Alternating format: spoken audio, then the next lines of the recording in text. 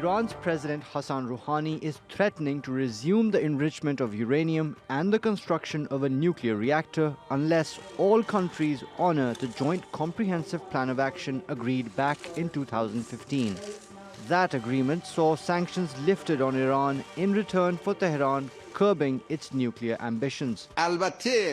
If in 60 days the Europeans come to the negotiating table and our main interests, especially regarding oil and banking, are met, we'll go back to the previous agreement.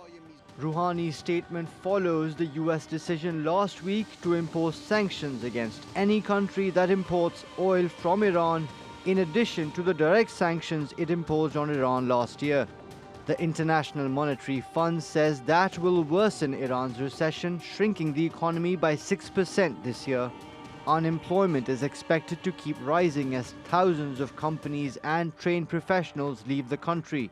And the IMF also expects inflation to rise as high as 40% over the next few months. It's very difficult for the people, very difficult. When people can't even afford milk and dates, what are they supposed to eat? Our sales have decreased because people aren't able to afford meat anymore. Their purchasing power has fallen. Officials insist Iran's already found trading alternatives that will help it keep its oil exports flowing, but its international sales have fallen by 1/3. Turkey, China and Russia say they'll keep buying from Iran despite US sanctions, and Moscow's calling on European countries to honor their commitments. I believe the only practical steps that need to be taken in order to resolve the situation concerning the Joint Comprehensive Plan of Action is to convince all remaining participants to fulfill their obligations. But the fear of a US backlash will likely deter most international companies and banks from dealing with Tehran. And as long as Washington keeps up the pressure and the sanctions, Iran's economic troubles are unlikely to end. Mobin Nasir, TRT World. Well, let's get more on this now with TRT World's editor-at-large, Craig Copetas, who joins us now from Paris.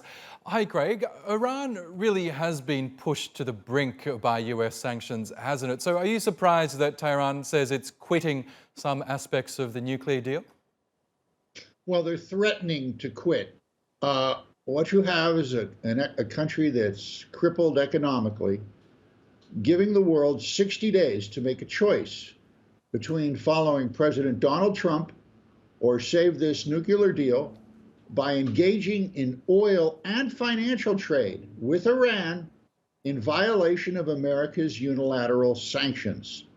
That's what this is about. They're throwing down the gauntlet, and it's quite dangerous. Yes, and Iran says it'll return to fully complying with the deal if and when the other signatories to the agreement can somehow shield Iran from the crippling US sanctions. How could those countries possibly do that?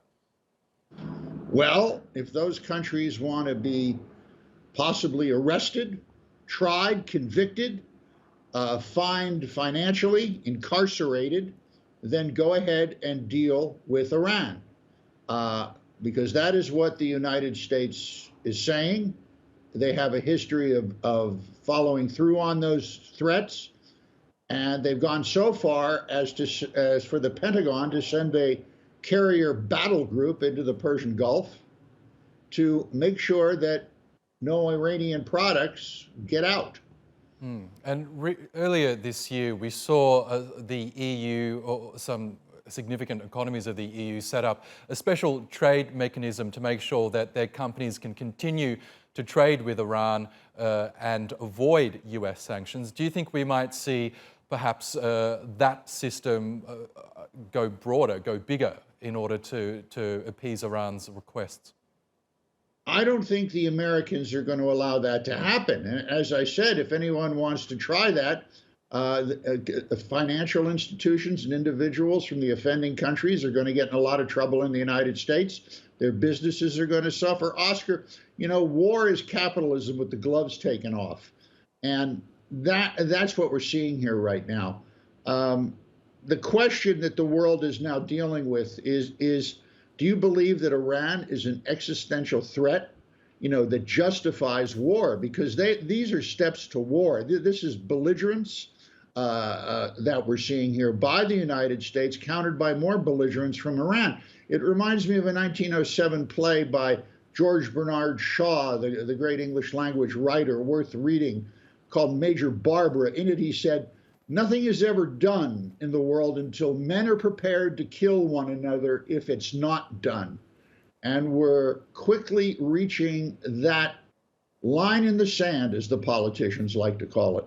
Yes, and as you say, we've got a couple of more months to see if Tehran will follow through on its promise to quit the deal. Craig Copetas in Paris, thanks again for your time.